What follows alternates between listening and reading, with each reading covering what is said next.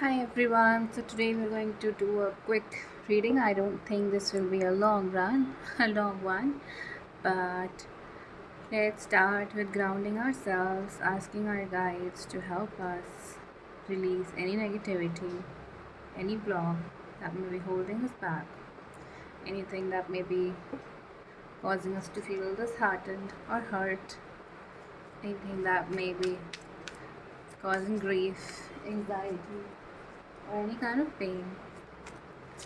We ask for it to be released,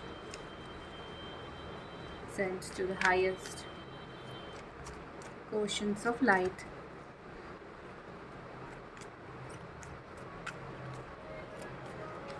We ask for our guides to help us with ascension, with releasing negative beliefs, negative attachments, negative fears, anything and everything that may be holding us back from becoming the best versions of ourselves. And we ask the protection to strengthen as the vortex speeds up to just under the speed of light. For protection,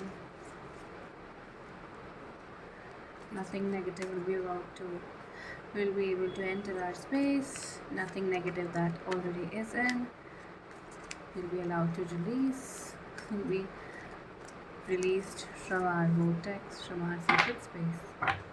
And we ask for peace, comfort, quiet, and grace as we heal, as we release the pain, the negativity that we feel. I'm going to take care of this now.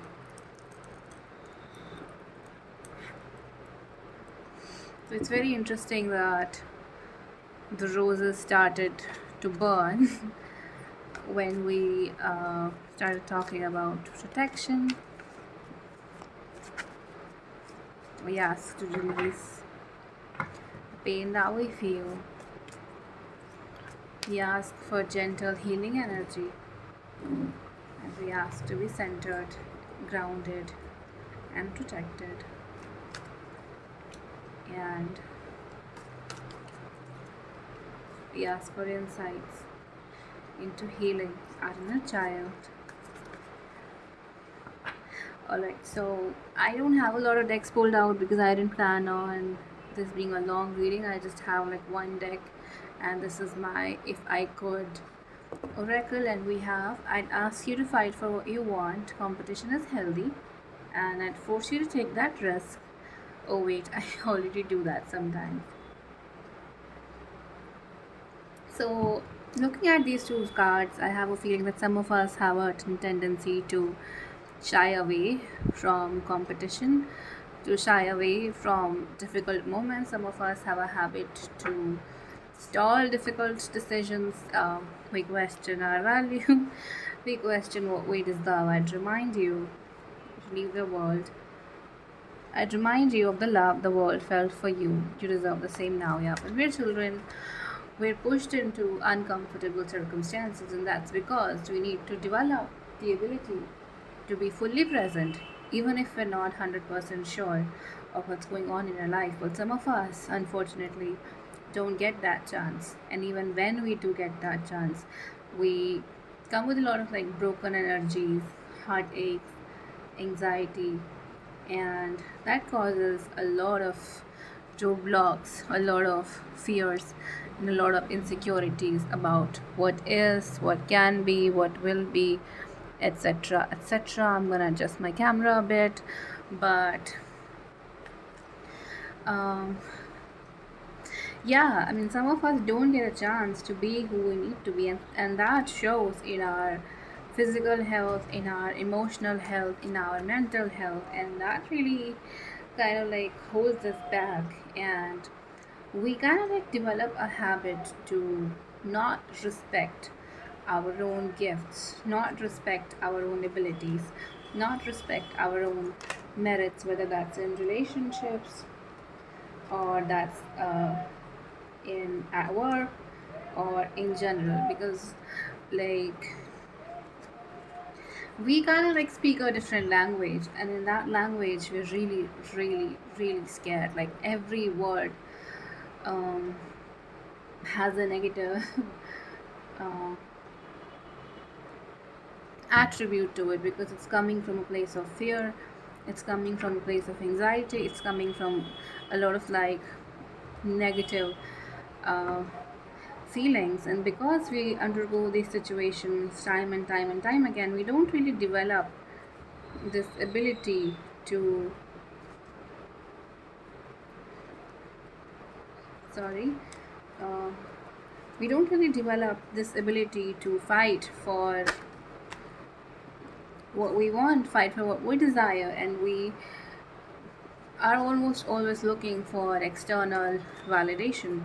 So, the key to healing your inner child is really recognizing how your experience contributed to you feeling ill at ease with yourself, uncomfortable with yourself. And all of us have a lot of reasons why we are the certain way, and a lot of like faults that we like to find in ourselves.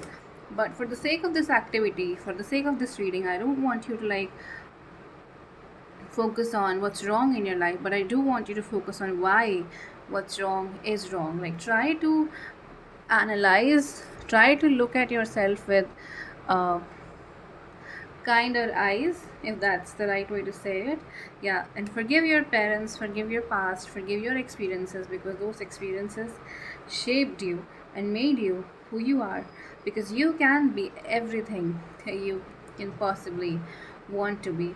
You're everything that you need to be, but due to some reasons, and those reasons are usually around your difficult childhood. Uh, Maybe the people you grew up with, people who were like very overly critical of just things around them, and in their mind, you were just one of the things that they were critical about. But in your mind, the criticism impacted. I'm sorry, I'm having a little bit of tea, which is why I'm a bit slow. The criticism impacted your self esteem, your personal power, and that's really caused a lot of heartache. So, you need to know, even when life is hard, even when things are hard, life and nature will always be kind to you. Yeah, you went through a lot of like painful energies, you went through a lot of like difficult circumstances, and that's understandable. But at the same time, you need to like redevelop the strength. You need to push yourself into more situations that make you uncomfortable, and you don't need to like overcomplicate stuff. You don't need to like um, feel like you need to fix the world all of a sudden, because that is definitely not the case. You just need to learn how to carry your wounds better. You need to learn how to wear your wounds, if that's the right way to say it, because you've been waiting for things to change with this card. I tell you to wait and just let the magic happen, but you won't. So I like to throw a couple more roadblocks your way. And this is how your life has been. Like, you keep on encountering roadblocks after roadblocks. And that's because you don't acknowledge your own strengths. You push yourself into circumstances that are more complicated than they need to be. And you need to start feeling more and more comfortable with yourself. If you make mistake, you make mistake. That's life. But you don't need to like stop yourself from ever trying to live life, and because that is what looks like is happening here. Don't, it's good to be critical, it's good to have a critical mindset and analyze situations and see what can be done better and see what you can do better. But at the same time, if you're going to be overly critical of yourself, you're going to create a lot more complications for yourself. You're going to face a lot more hardships, because the world is kind. Even in the most painful, excruciating, difficult situations, there will always be moments when kindness shines through. And those are the moments that we need to learn to hold on to. And those are the moments that we need to start creating also, for others, for ourselves.